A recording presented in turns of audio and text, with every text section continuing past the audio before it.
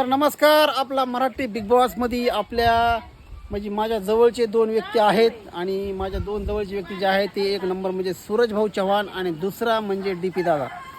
ह्या दोघांना सुद्धा तुम्ही एकदम पद्धतशीरपणे वोटिंग करा आणि हे दोघं जणच फायनलमध्ये पोहोचले पाहिजेत.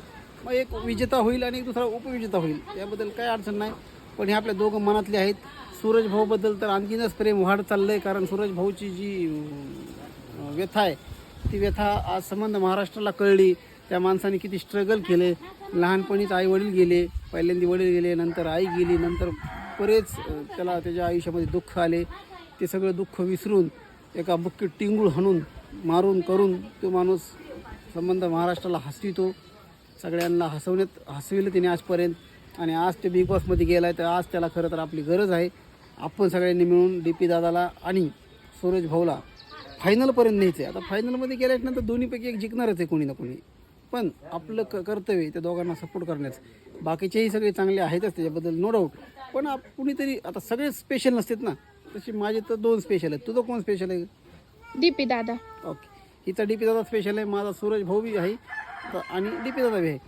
तर सूरज भाऊ दोघं पण एकदम चांगले माणूस आहेत. हा, आणि सूरज भाऊचं कसं आहे, सूरज भाऊ एकदम जमिनीपासून वर वर वर वर आलेला माणूस आहे आणि खूप गरीब परिस्थितीतून वर आलेला माणूस आहे. आणि अशा माणसाला आपण सपोर्ट करायला पाहिजे. त्यांना चांगल्या कमेंट पण नव्हत्या सूरज भाऊला, हा, पण तरीही त्यांनी म्हणजे लोकांचा न विचार करता त्यांनी त्यांचा एक ब्रँड निर्माण केला आणि तो माणूस आज बिग बॉस मराठी पर्यंत गेलाय म्हणजे ही नॉट अ जोक. हा, आणि काही काही आहेत रील स्टार जे त्याला ट्रोल करतात. म्हणजे त्याची लाईक आहे का जाण्याची? लायकी लाईक आहे नसती तर गेलंच का? नसतं. लायकी नसती तो माणूस तिथे गेला असता का? तुझं बरं, कुठं तू नाव बी आहे एक काम का? कर ना, तू बी त्याच्यासारखं बन, तू बी जाऊन स्ट्रगल दाखव, कर, मग तू तुला जाऊन दाखव बिग बॉस मध्ये. का उगा आपलं घरूनच आपल्या एखाद्याला टीका करायची म्हणून करायची.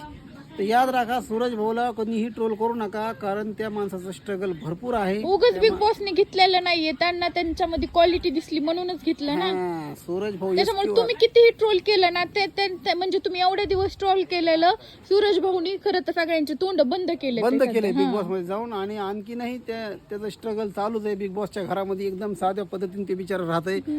त्याला नॉमिनेट हे शब्द उच्चारता येत नाही. म्हणजे किती म्हणजे एकदम त्यांना साधी वाचता राहणी लिहिता येत म्हणजे नाही, कारण आई वडील नाही त्याच्यामुळे शिकलेले नाही. नाही, त्याच्यामुळे त्याला विचारायला एवढं काही जास्त येत नाही.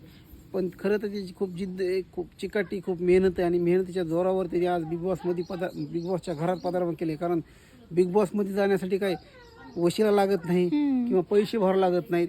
तिथं कलाकारांनाच घेतात, ज्याच्यात कला आहे त्यांनाच घेतात.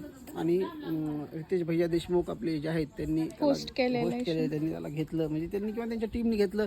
त्याबद्दल त्यांचे सुद्धा आभार व्यक्त करतो. आणि जिओ सिनेमा ॲप डाउनलोड करून त्याच्यावर तुम्ही वोट करा. DP दादाला करा, त्याच्यानंतर सूरज भाऊलाही करा, दोघांनाही करा. म्हणजे तुमच्या हिशोबाने करा, पण हे दोघं जण फायनलपर्यंत गेले पाहिजे. घरच्यांनी जरी त्यांना नॉमिनेट केलं तरी पण आपलं कर्तव्य त्यांना वाचवण्याचं, नॉमिनेशन त्यांना पासून वाचवण्याचं आपलं काम आहे. आणि दोघंही माझ्या आवडतीचे आहेत म्हणून मला व्हिडिओ करावा असा वाटला. तुम्हाला काय वाटतंय हे सुद्धा कमेंट करून सांगा. पुढच्या वर्षी जर तुमच्या सगळ्यांची इच्छा राहिली तर मी सुद्धा बिग बॉसमध्ये जाऊ शकतो. मलाही कदाचित ऑफर येईल किंवा नाही येईल, ते भागाला. पण तुमचं सगळ्यांचं जर माझ्या असंच प्रेम राहिलं तर नक्कीच मी सुद्धा बिग बॉसच्या घरामध्ये पुढच्या वर्षी एंट्री करू शकतो. आणि सगळ्यांचं प्रेम राहिलं तर बिग बॉसमध्ये जाऊन आपण आपलं एकदम जे ओरिजिनल आपण जसे आहेत तसेच तिथं बी राहू आणि एकदम खतरनाक धमाक करून टाकू एकदम बिग बॉसच्या घरामध्ये जाऊन. ह्या धुमाकूळ घालून टाकून नुसतं मटण, चिकन, अंडे, मासे, झिंगे, बोंबील खाऊ. चला, जय हिंद, जय महाराष्ट्र.